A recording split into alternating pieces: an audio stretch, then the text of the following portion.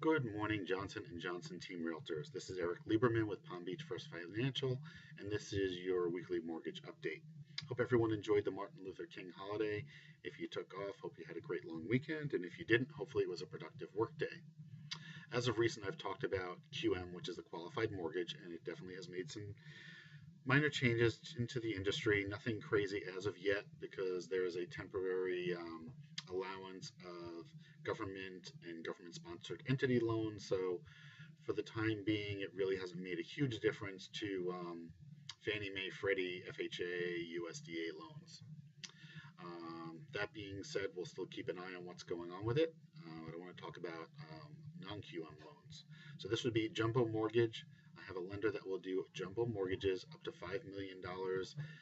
They'll actually go higher, but they definitely need to get the owner's signature on it, and I've definitely brought higher loans to them. But their standard, as they say, is $5 million, and they'll do it all cash out.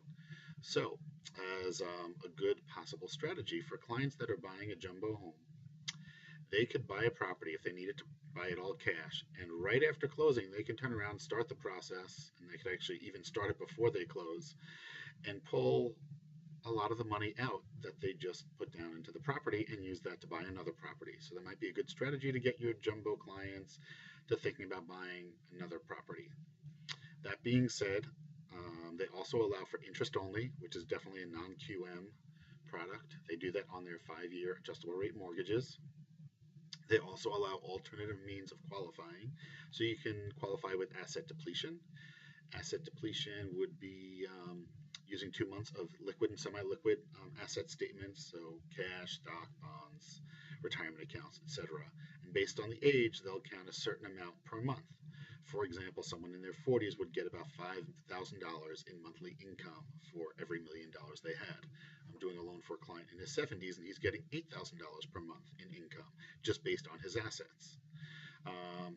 We can also do this with only 10% down because they allow for pledged assets.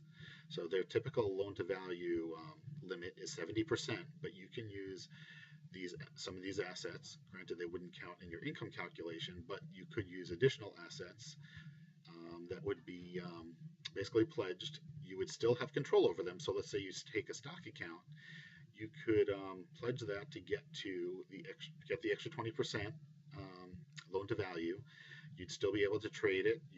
Keep it with the broker you still have. So it's a really good potential for your clients as well to get higher leverage on a jumbo loan. One of the other things that is really incredible about this lender is that they do not require windstorm insurance. So, for example, you have someone that has a house on the water. The hazard insurance, which is fire and all that stuff, might just be $3,000, but it's the windstorm that's like 20 some odd $1,000. Well, guess what?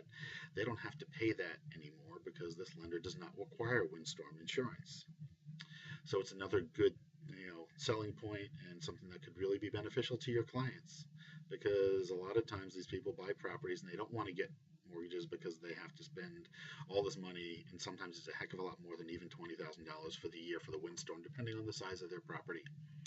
Hope this was good information for you. If you have any more questions, always glad to talk to you. Have a great week, and I look forward to hearing from you.